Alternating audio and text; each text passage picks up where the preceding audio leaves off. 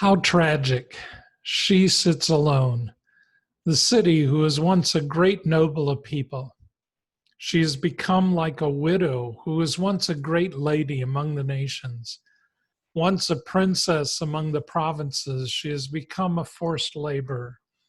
She weeps continually in the night, and her tears are on her cheeks. For her, there is not a comforter from among all her lovers. All her friends have dealt treacherously with her. They have become enemies to her. Judah has gone into exile because of affliction and because of great enslavement. As for her, she sits among the nations. She has not found rest. All her pursuers have overtaken her between the narrow places. The roads of Zion are mourning on account of no one coming to the appointed festivals. All her gates are desolate. Her priests are groaning. Her young maidens are grieving. As for her, there is bitterness to her. Her adversaries have become the head. Her enemies are at ease and prosper. For Yahweh has afflicted because of the abundance of her transgressions. Her infants have gone away as captives before the adversary. And gone out from daughter Zion is all her majesty. Her princes have become like deer that have not found pasture. They have gone without strength before their pursuer. Jerusalem remembers, in the days of her affliction and her homelessness, all her precious things that once were hers from the days of old. Then her people fell into the hand of the adversary, and there was no helper for her. The adversary saw her. They laughed over her being no more. Jerusalem continually sinned. Therefore, an impure thing she has become. All who honored her now despise her because they have seen her nakedness. Even she herself groans and she turns away. Her uncleanness is on her skirts. She did not remember her consequences. Therefore, she has come down extraordinarily. There is no comforter for her. See, Yahweh, my affliction, for the enemy has made himself great. The adversary has stretched out his hand over all her precious things, for she has seen the nations come into her sanctuary, those who you commanded that they must not come into your congregation. All her people are groaning while seeking bread.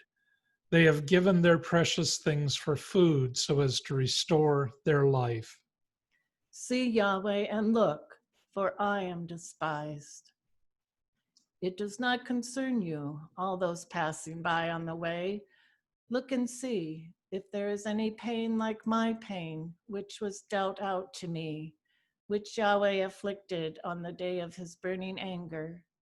From on high he sent fire into my bones, and it prevailed against them. He spread a net for my feet. He turned me back.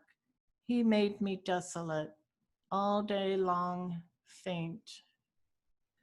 The yoke of my transgressions is bound. By his hand they are interlaced. They have come upon my neck. He made my strength stumble. The Lord gave me into the hands of those against whom one is not able to stand. He, the Lord, made of no account all my strong men in my midst. He proclaimed against me an appointed time to break my young men. In a winepress, the Lord trod upon the young maiden of daughter Judah. For these things I weep. My eye runs down with water, because far from me is a comforter, one who restores my life. My children are desolate because the enemy has strongly prevailed. Zion stretches out her hands. There is no one to comfort her. Yahweh has commanded concerning Jacob that the ones round about him are his adversaries. Jerusalem has become an impure thing among them. Righteous is Yahweh, for against the words of his mouth I have rebelled. Hear all due respect, all the peoples, and see my pain. My young maidens and my young men have gone into captivity. I called to my lovers, but they deceived me. My priests and my elders in the city, they perished, while they sought food for themselves so as to restore their lives. See, Yahweh, for distress is upon me. My innards are in ferment. My heart is overturned inside me, for I have been continually rebellious. Outside the sword bereaves, in the house is like death. They heard that I groan, there is no comforter for me. All my enemies have heard of my evil calamity. They have rejoiced that you have done it. May you bring the day that you have proclaimed, and thus they will become like me. May all their evil come before you, and you deal with them, just as you dealt with me, concerning all my transgressions. For many are my groans, and my heart is faint.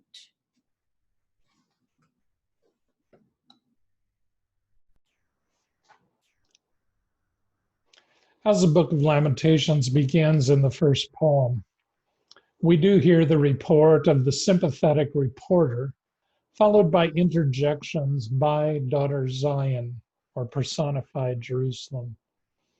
And the sympathetic reporter begins with the literary form of lamentation, mourning song, as he or she contrasts Jerusalem's past glory with her now desolate state. How tragic. She sits alone, the city who was once a great noble of people. She has become like a widow who was once a great lady among the nations, once a princess among the provinces. She has become a forced laborer. And verse 6, and gone out from daughter Zion is all her majesty. And again, verse 7, Jerusalem remembers in the days of her affliction and her homelessness all her precious things that once were hers from the days of old. This contrast between what Jerusalem once was and now her desolate position. And then when daughter Zion speaks, she switches to the literary form of a lament, a prayer being directly addressed to God, as evident in like verse 9, see Yahweh my affliction, for the enemy has made himself great. And again, verse 11, as she interjects, speaking to Yahweh, see Yahweh and look, for I am despised. And again in verse 20, talking to Yahweh, see Yahweh, for distress is upon me. My innards are in ferment, my heart is overturned inside me, for I have been continually rebellious. And through the poetry of both the sympathetic reporter and daughter Zion, it does give graphic descriptions of the traumatic events, including descriptions of both the physical realities that have occurred, as well as the emotional or psychological distress of the trauma itself. And so within the poem, it describes like the destruction of the city in verse 4. All her gates are desolate, her priests are groaning, her young maidens are grieving, and as for her, there is bitterness to it. It describes the famine during the siege. All her people are groaning while seeking bread. They have given their precious things for food so as to restore their life. It talks about the loss of life. Outside, the sword bereaves, and then the house is like death. And then speaks again of the captives taken into exile. Verse 3, Judah has gone into exile because of affliction and because of great enslavement. As for her, she sits among the nations. She has not found rest. Verse 5, her infants have gone away as captives before the adversary. And then in verse 18, hear with all due respect all the peoples and see my pain. As daughter Zion is speaking, my young maidens and my young men have gone into captivity. As we read the poem, we can really feel the depth of emotion as the sympathetic reporter sees daughter Zion sitting alone and weeping bitterly and groaning. He describes her. She weeps continually in the night, and her tears are on her cheeks. And verse 18, even she herself groans, and she turns away. And then daughter Zion echoes these emotions as she describes herself. For these things I weep. My eye runs down with water. Verse 20, see Yahweh, for distress is upon me. My innards are in ferment. My heart is overturned inside me. They heard that I groan. And again in verse 22, for many are my groans, and my heart is weak. Now, in chapter 1, or the first poem, one of the dominant themes that keeps coming up or recurring both in the lamentation of the sympathetic reporter and in the lament of daughter Zion is that of being alone and abandoned. Again, the sympathetic reporter begins in the first few verses, how tragic, she sits alone. She has become like a widow, again, signifying being alone. And then talks in verse 4, the roads of Zion are mourning on account of no one coming to the appointed festival. All her gates are desolate. I think that last statement there in verse 4, to a degree we can relate to this sentiment, as it almost sounds very close to the conditions of the coronavirus pandemic that we've just experienced. The abandoned streets of our cities and empty churches over the past 4 months. So in the book of Lamentations, chapter 1, loneliness and a sense of abandonment is highlighted through another phrase, a repeated phrase. It's repeated 6 times in this poem, and that is the phrase, there is no one to comfort her. Sympathetic reporter says in verse 2, she weeps continually and her tears are on her cheeks. Why? For there is not a comforter among all her lovers. All her friends have dealt treacherously with her.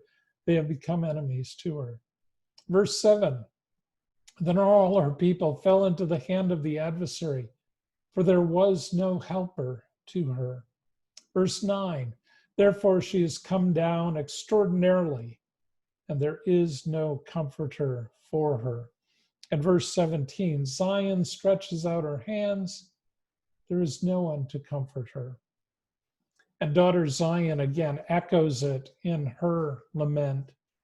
For these things I weep. My eye runs down with water, because far from me is a comforter, one who restores my life. Verse 21, they heard that I groan.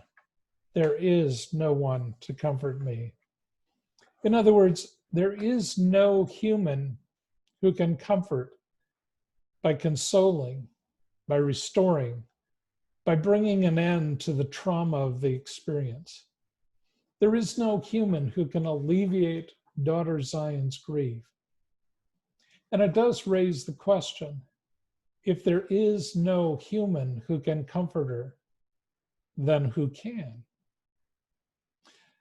So one of the aspects of trauma and suffering and grief is often the feeling of being alone in the midst of it.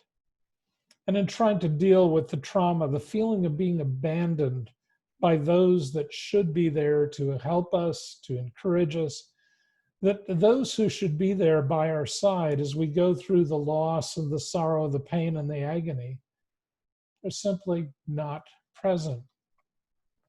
And so often we have this sense that we have to struggle through it all alone. Now, that feeling of being all alone is also a recurring theme in the lament psalms. And the psalmists frequently express that they feel all alone, abandoned by their friends in the midst of the distress that they are going through. So Psalm 25:16, the psalm says, turn to me and be gracious to me, for I am lonely and afflicted. And Psalm 142:4, for there is no one who regards me, no one cares for my soul.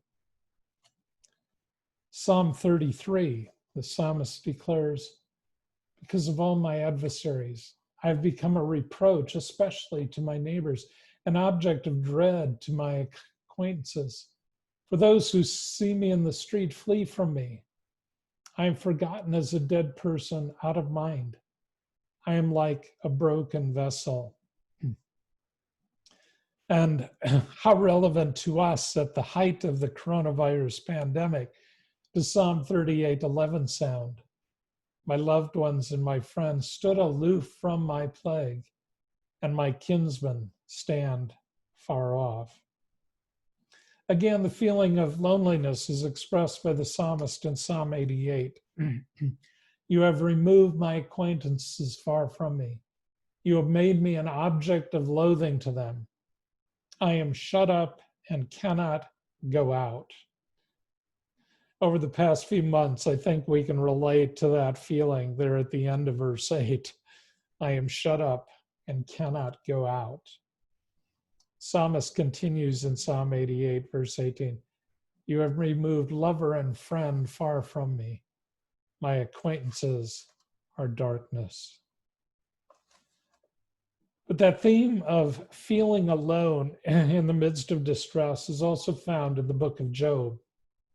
As Job relates in his lament, he, referring to God, has removed my brothers far from me, and my acquaintances are completely estranged from me. My relatives have failed, and my intimate friends have forgotten me. Those who live in my house and my maids consider me a stranger. I am a foreigner in their sight. I call to my servant, but he does not answer. My breath is offensive to my wife, and I am loathsome to my own brothers. Even young children despise me. All my associates abhor me, and those I love have turned against me. All of these passages reflect that frequently this feeling of being abandoned by friends and family is part of our traumatic experiences. But also more significantly, within the midst of distress and disorientation and trauma, there may also be the feeling of being abandoned by God. And the lament psalms express that free feeling through the very honest and very blunt questions asked of God. For example, the psalmist in Psalm 13 begins, how long, O Lord, will you forget me forever? How long will you hide your face from me?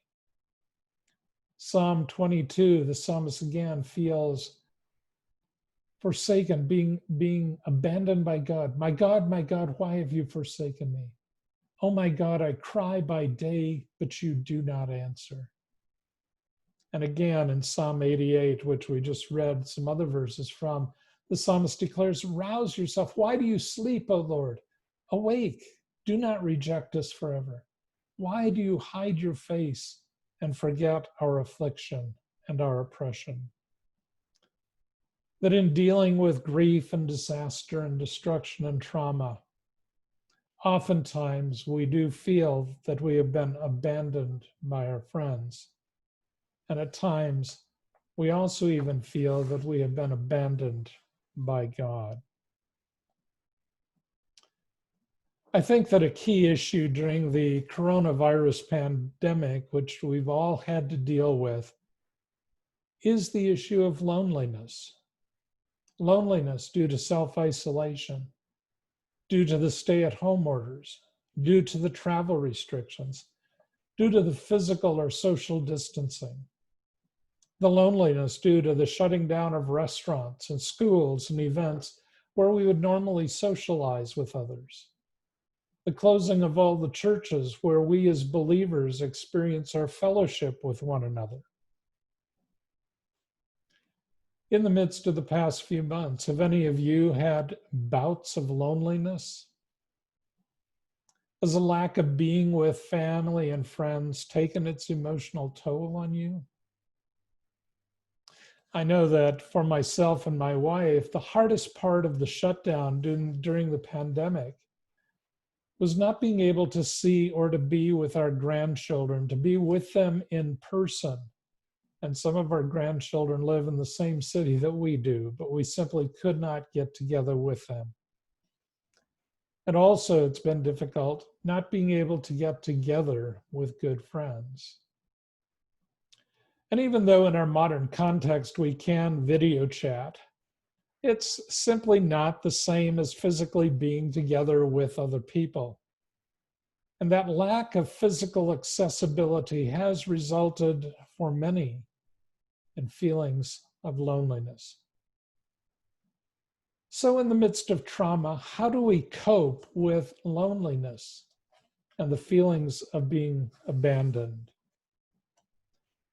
I believe that the book of Lamentations is instructive. In the chapter 1 does provide us an example of one thing to do, that we can voice those feelings to God in the form of lament prayers. We can tell God that we feel lonely and abandoned as we are isolated from friends and family. And if we're feeling that God is absent, we can also voice that to Him as well. And so the book of Lamentations is giving an example. It is actually modeling for us one of the things we can do in the midst of the loneliness of trauma. We can give vent to our feelings to God in prayer. So one of the aspects of trauma and grief and suffering, destruction and disaster, is those feelings of being alone and being abandoned. And from the book of Lamentations, just a couple of questions for thought related to that. One is, in the midst of trauma and suffering and difficult times, have you felt like you were all alone? Have you ever felt abandoned by friends or family? Have you felt abandoned by God? But then also, how might the prayers of the book of Lamentations or the prayers of the lament psalms help you voice those feelings of being alone to God in prayer? And third, is there another artistic way in which you could voice those feelings of being alone, voicing them to God? Maybe it's through a song that you could compose. Maybe it's through a painting that you could paint. Maybe it's through a poem that you could write. Or maybe you can think of some other creative act, an artistic way that you can voice those feelings of aloneness, and doing it again as an act of prayer, an act of worship to God.